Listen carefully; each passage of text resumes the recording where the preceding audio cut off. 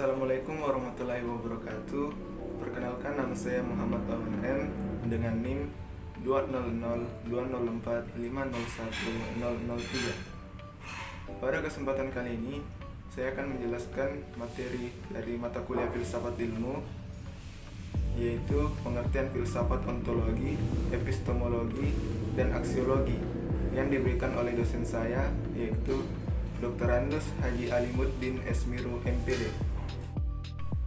Sebelum itu, kita harus mengetahui apa itu filsafat. Filsafat adalah kajian masalah mendasar dan umum tentang persoalan seperti eksistensi, pengetahuan, nilai, akal, pikiran, dan bahasa.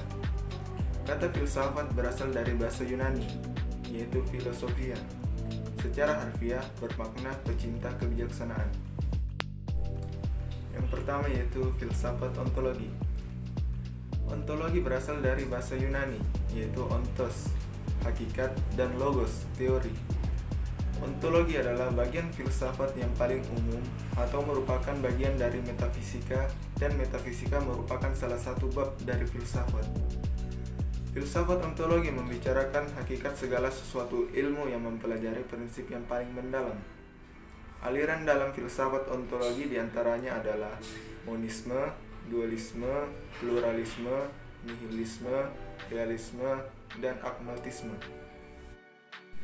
Adapun objek teleontologi. Objek teleontologi adalah yang tidak terikat pada satu perwujudan tertentu.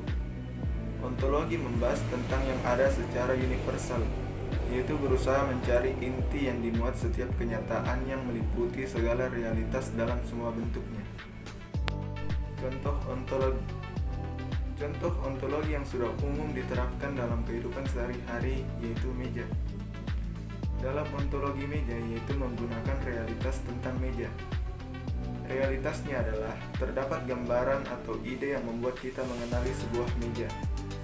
Tidak peduli berapa banyak model meja yang ada, tidak peduli berapapun ukurannya, warnanya, dan fisiknya yang berbeda, benda tersebut tetaplah sebuah meja.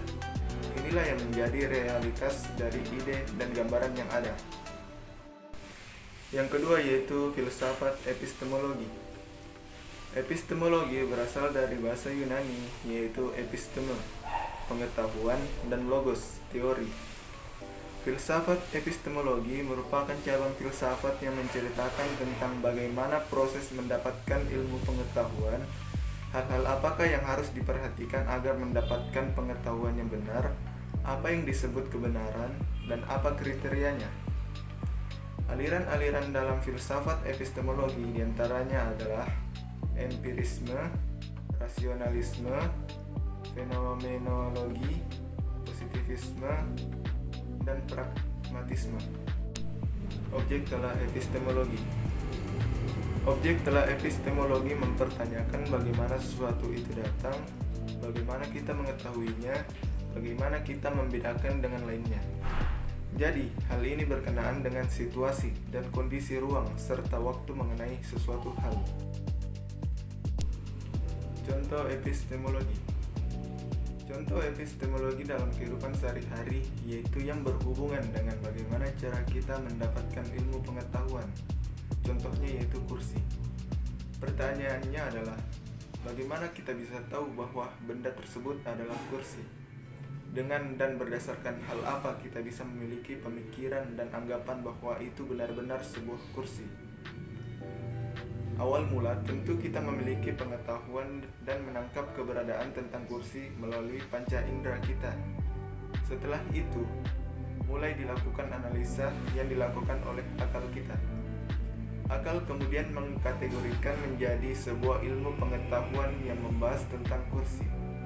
Inilah yang menjadi praktek epistemologi dalam kehidupan sehari-hari seperti benda-benda lainnya. Yang ketiga yaitu filsafat aksiologi. Aksiologi berasal dari bahasa Yunani, yaitu aksios, nilai, dan logos, teori. Filsafat aksiologi merupakan suatu teori nilai yang berhubungan dengan kegunaan dari pengetahuan yang telah diperoleh. Aksiologi sendiri dapat diartikan sebagai sebuah ilmu yang membahas tentang hakikat manfaat atau kegunaan dari pengetahuan yang sudah ada. Objek material aksiologi adalah pembuatan atau tingkah laku manusia secara sadar dan bebas. Aliran dalam filsafat aksiologi diantaranya adalah naturalisme, hedonisme, vitalisme, dan teologis. Objek telah aksiologi. Objek telah aksiologi adalah penerapan pengetahuan. Jadi, dibahas mulai dari klasifikasinya, tujuan pengetahuan, serta pengembangannya. Aksiologi juga menunjukkan kaidah-kaidah apa yang harus kita perhatikan di dalam menerapkan ilmu ke dalam praktis. Aksiologi ini dipergunakan untuk memberikan jawaban atas pertanyaan mengapa. Misalnya, mengapa pengetahuan yang berupa ilmu itu diperlukan? Mengapa pemanfaatan ilmu pengetahuan itu perlu diperhatikan kaidah-kaidah moral, dan sebagainya. Contoh aksiologi. Teori aksiologi memiliki ranah diantara yaitu tentang estetika dan estetika. Apabila kita sudah memahami dan mengetahui tentang suatu ilmu pengetahuan, kemudian dilanjutkan dengan kajian aksiologi. Aksiologi ini yang akan membahas tentang manfaat yang didapatkan dari ilmu pengetahuan tersebut. Apakah ilmu pengetahuan tersebut dapat memberikan manfaat atau malah sebaliknya? Jadi, jika dikaitkan dengan dua contoh sebelumnya, yaitu meja dan kursi, bisa dikaitkan apakah pengetahuan tentang meja dan kursi tersebut dapat memberikan manfaat di dalam kehidupan sehari-hari kita atau tidak.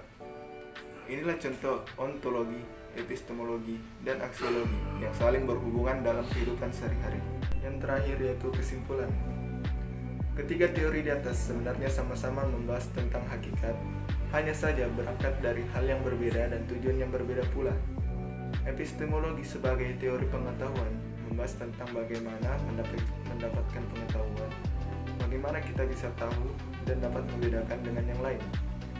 Ontologi membahas tentang apa objek yang kita kaji, bagaimana wujudnya yang hakiki, dan hubungannya dengan daya pikir.